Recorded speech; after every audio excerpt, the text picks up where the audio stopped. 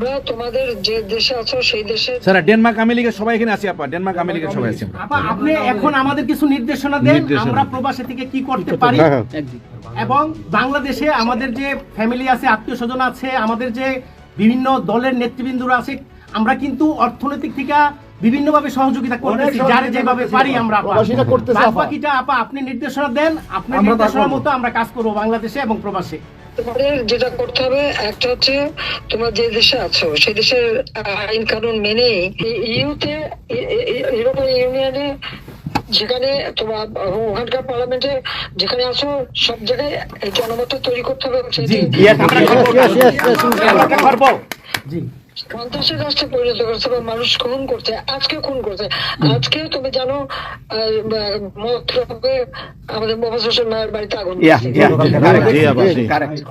এগুলি সে করে বেড়াচ্ছে এবং সমস্ত এই ইচ্ছা মতো। কাজে তোমরা এই বিষয়গুলি তোলো, আর আত্মীয় স্বজন বন্ধু বান্ধব পরিচিত যারা আছে খুবই কষ্ট আছে, তাদেরকে সাহায্য করো। মামলা দিয়ে দিয়ে আমাদের নেতা কর্মীদের চরম হয়রানি করে যাচ্ছে, তাদেরকে সহযোগিতা করা, এই যে আইনজীবী ঠিক করা এবং আন্তর্জাতিক ভাবে কিভাবে মানে এদেরকে সব জনমত সৃষ্টি করা, সরকার যে অপকর্মগুলি করছে সেগুলি তুলে ধরা, এই কাজগুলো তোমাদের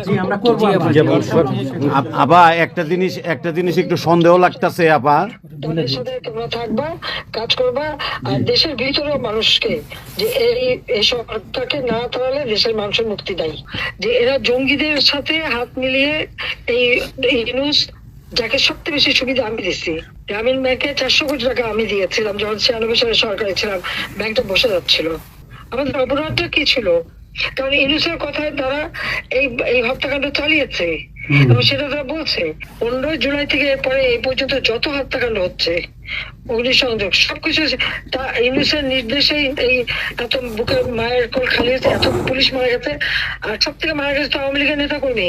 শুধুমাত্র ক্ষমতা লোভে এই লোকটা এইভাবে তার ম্যাটিকুলাসলি ডিজাইন করা অর্থাৎ সুপরিকল্পিত একটা প্ল্যান করে এই হত্যাকাণ্ড ঘটিয়ে সে সংবিধান লঙ্ঘন করে অবৈধভাবে ক্ষমতায় বসে আছে।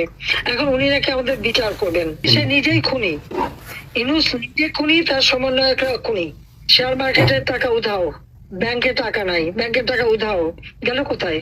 ইউনুস তার কোনো সাংবিধানিক ভিত্তি নাই, সে অসাংবিধানিক ভাবে অবৈধভাবে ক্ষমতা দখল করছে।